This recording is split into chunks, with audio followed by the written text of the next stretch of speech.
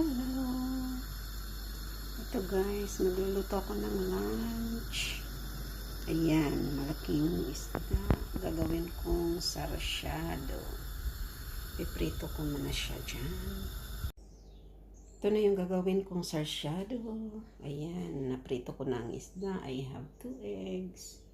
Ayan, sibuyas, kamatis, bawang, salt and pepper. Igigisa ko na guys. Luto na guys. Ilagay ko na to sa isda.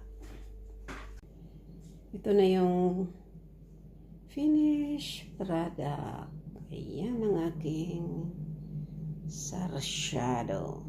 Ayan.